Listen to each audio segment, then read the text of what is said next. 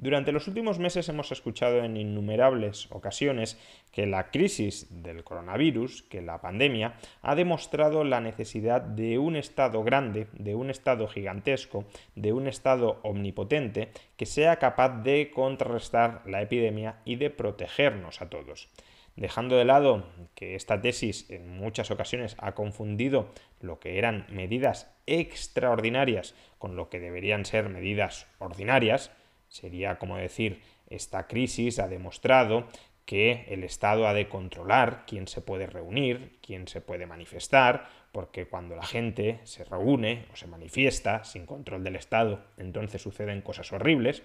Pues no, como mucho habrá una justificación para que por motivos sanitarios y de manera acotada y extraordinaria se impongan medidas de distanciamiento social para romper las cadenas de transmisión del virus, pero desde luego no hay ninguna justificación para que en condiciones normales el Estado controle con quién nos reunimos, con quién nos asociamos o con quién nos manifestamos. Pero bueno, dejando de lado que muchas veces se confunde lo coyuntural con lo estructural, lo cierto es que quienes efectúan esta afirmación quizá tengan razón. Quizá aquellos estados que son estados grandes, que son estados gigantescos, han tenido muchos más medios a su alcance para contrarrestar la pandemia y en cambio los estados más pequeños, más escuálidos, al no tener ningún medio a su disposición para enfrentar tanto la crisis sanitaria como la crisis social, económica, que puede derivarse a raíz de esta pandemia, pues necesariamente se podrían haber visto abocados al caos o a una reacción notablemente ineficaz en comparación con los estados grandes frente a esta pandemia. De hecho, esta semana, repasando mi tweetline en Twitter, me encontré con un tweet de Eduardo Garzón, allá por el mes de marzo, que tuvo muy notable éxito, más de 12.000 retweets y más de 30.000 me gustas en su momento, que decía lo siguiente: ¿os imagináis que durante la crisis del coronavirus tuviésemos un país como claman los economistas neoliberales que tanto aparecen en los medios? Un país sin sanidad pública, sin ayudas públicas, sin intervención alguna del Estado, sin pensiones públicas. Madre mía. Y bueno, ya en su momento, ese mismo día, le repliqué que los liberales lo que queremos es minimizar el tamaño del Estado. El gasto público sobre el PIB en España es del 41%, en otros países como Francia de más del 55% del PIB, y sin embargo hay otros países notablemente más pequeños que España. Hong Kong tiene un gasto público, o tenía un gasto público sobre el PIB del 19,5%, Taiwán del 17,3%, Singapur del 14,3%, podríamos añadir también a Corea del Sur, con apenas el 23% de gasto público sobre el PIB, es decir, aproximadamente la mitad, algo más de la mitad que España. Y sin embargo, ya por aquel entonces, la cifra de contagios en España era de 11.400 contagios que hubiésemos detectado, en Hong Kong de 162, en Taiwán de 77 y en Singapur de 266. Y a su vez, el número de muertos en España en aquel momento era de 499, en Hong Kong de 4, Taiwán 1 y Singapur 0 muertos. Es verdad que estas cifras no estaban dimensionadas en función de la población, pero es fácil ver que aun cuando las dimensionáramos por población, las diferencias seguían siendo muy notables y por eso dije, pues igual no sería tan terrible tener un país como el que quieren los liberales, si ese país con un estado tan pequeño como el que quieren los liberales es capaz de conseguir cifras tan buenas, cifras tan positivas en materia de lucha contra la pandemia. Pero bueno, a lo mejor podría decirse que no era momento, a mediados de marzo, para medir, para estimar qué política frente a la pandemia, qué modelo de Estado frente a la pandemia había funcionado mejor. Si el modelo de Estado grande de España o de Estado grande de Francia, o el modelo de Estado más pequeño, notablemente más pequeño, la mitad o incluso una tercera parte que el de Francia, de Taiwán, de Corea del Sur, de Singapur o de Hong Kong. Y por eso, pues como me volví a encontrar con este tweet en mi cuenta de Twitter, pues decidí actualizar las cifras. Y si actualizamos las cifras, esta vez ya dimensionadas por población, para que nadie crea que hay ningún engaño detrás, pues lo que observamos es que los países que ya a mediados de marzo algunos nos temíamos que iban a tener un resultado muy eficaz a la hora de combatir la pandemia, a pesar diría la izquierda, claro, a pesar de su estado raquítico, pues han tenido un resultado muy bueno en su lucha contra la pandemia. Y en cambio, los países que también algunos nos temíamos que íbamos a experimentar una gestión desastrosa en cuanto a la lucha contra la pandemia, como España o como Francia, pues efectivamente hemos experimentado una catástrofe a la hora de contrarrestar esta pandemia. Las cifras creo que hablan por sí solas. A fecha de hoy, el número de contagios por millón de habitantes en España supera los 21.000, en Hong Kong es de 698, en Taiwán de 22 y en Singapur de 9.876. Y los muertos por millón de habitantes en España son de 722, en Hong Kong de 14, en Taiwán de 0,3 y en Singapur de 5.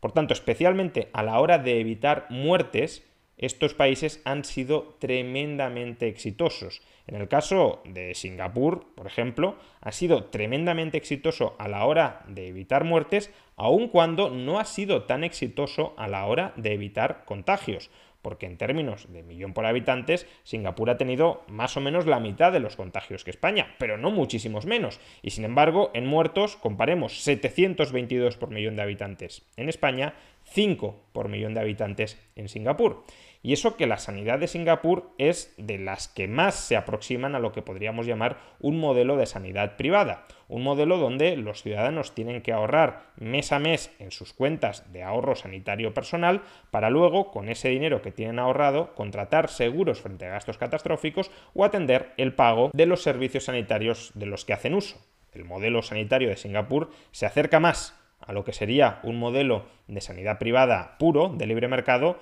que por ejemplo el de Estados Unidos. Y normalmente escuchamos lo desastroso del sistema sanitario estadounidense y sin embargo no escuchamos las bondades del sistema sanitario de Singapur, que es uno de los mejores del mundo, como se ha vuelto a comprobar en esta pandemia. En todo caso, y más allá del sistema sanitario,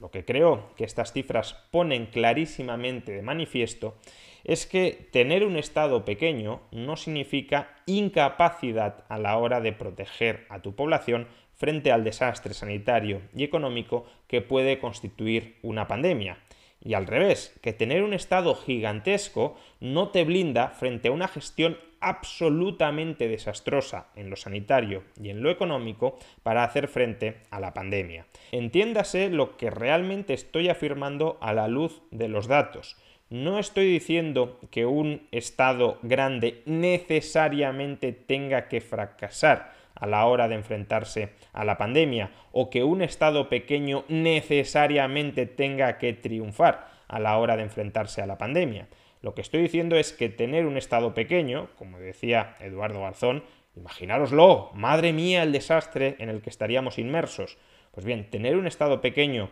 no conduce necesariamente al desastre, no necesitamos un Estado grande para hacer frente a una pandemia, no necesitamos un Estado que pese el 40, el 50 o el 60% del PIB para proteger a la población frente a una pandemia, y a su vez, que tener un Estado grande tampoco es garantía de que la población va a estar bien protegida. De hecho, y aunque, insisto, el argumento que se infiere de estos datos es simplemente ese,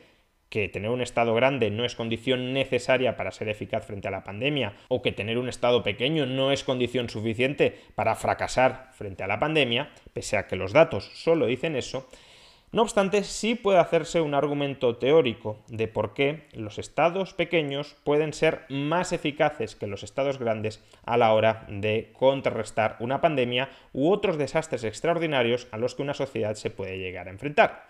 ¿Y cuál es el argumento? Pues que lo fundamental para hacer frente a una pandemia o a un terremoto o a un desastre natural de cualquier tipo no es tanto el tamaño del Estado cuanto la actuación eficaz del Estado para hacer frente, para contrarrestar, para combatir esa amenaza. En el caso de la pandemia, por ejemplo, lo que necesitábamos era distanciamiento social desde un principio para suprimir rápidamente la transmisión comunitaria del virus y que, por tanto, la sociedad, la población, rápidamente también pudiese volver a la normalidad porque el virus ya no estaba dentro de nuestras fronteras. Por tanto, como digo, lo que necesitábamos era una respuesta eficaz frente a la pandemia. Y una respuesta eficaz no necesariamente nos la va a dar un Estado gigantesco. De hecho, y como decía, quizá el Estado gigantesco tienda a dar respuestas ineficaces. ¿Por qué razón? Pues porque los estados, si existen y pueden llegar mientras existan a tener alguna justificación, existen para ocuparse de muy poquitas cosas, para ocuparse de aquello que, en presencia de un Estado y de un monopolio estatal sobre determinadas materias, la sociedad civil o el mercado no puede ocuparse, ya sea porque hay fallos del Estado, como sostendrían algunos economistas de corte socialdemócrata, o bien porque, como digo, si el Estado se arroga un monopolio sobre, por ejemplo, la gestión de la salud pública, entonces es evidente que la sociedad civil no puede autoorganizarse para frenar esta amenaza. En cualquiera de ambos casos, la justificación que como mucho puede tener el Estado en un momento determinado es ocuparse de muy poquitas cosas, pero ocuparse bien de esas poquitas cosas sobre las que sí tiene competencias. En cambio, en nuestras sociedades europeas, también en la estadounidense, lo que tenemos son estados gigantescos que se ocupan de prácticamente todo. Se ocupan de competencias que no deberían tener bajo ningún motivo que pudiese llegar a justificarse.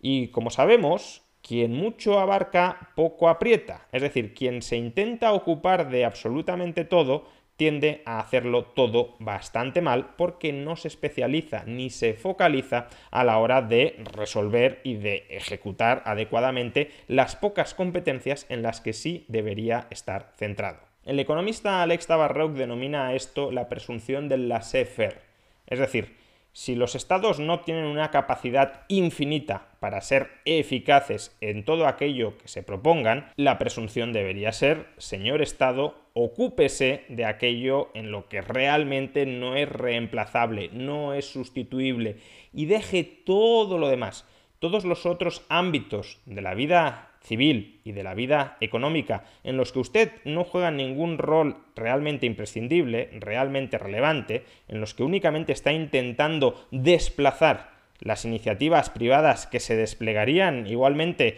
con mayor incluso eficiencia que las que está usted desplegando, céntrese en aquello en lo que es supuestamente irreemplazable y deje todo lo demás al sector privado. Pero en aquello en lo que sí es irreemplazable, tiende a ser eficaz, tiende a concentrar los recursos que tiene en esas áreas y no los desperdigue por todo el resto de la sociedad. Deje de preocuparse de regular las apuestas deportivas o de entrometerse en la vida interna de las empresas para decirles lo que tienen que pagarle a los hombres o lo que tienen que pagarle a las mujeres, porque no olvidemos que esos eran los principales debates que estaban centrando la actualidad económica y social de España mientras la pandemia, a finales de febrero y principios de marzo, se estaba expandiendo y propagando por todo lo largo y ancho de nuestra sociedad. Justamente porque nuestros políticos estaban más centrados en aquello en lo que no deberían haber estado centrados y desatendieron aquello en lo que sí deberían haber estado centrados, la gestión de una pandemia que afecta al conjunto de la sociedad, precisamente por eso pasó lo que pasó.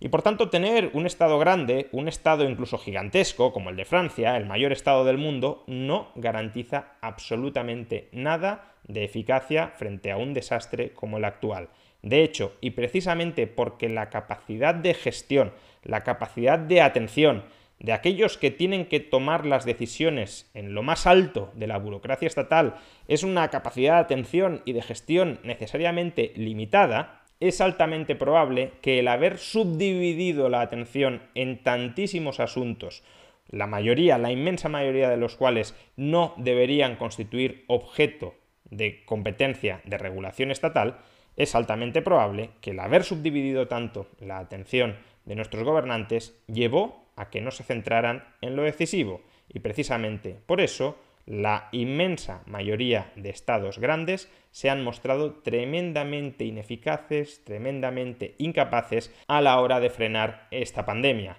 En cambio, muchos estados pequeños, supuestamente esqueléticos, sin recursos, focalizaron su atención y su esfuerzo en lo importante y meses después estamos viendo que esa estrategia les ha funcionado. No necesitamos un Estado gigantesco, necesitamos un Estado eficaz. Y para que el Estado sea eficaz en aquello en lo que resulta supuestamente irreemplazable el Estado debe dejar de hacer muchísimas cosas en las que sí es perfectísimamente reemplazable por la iniciativa privada. por la sociedad civil y por el mercado.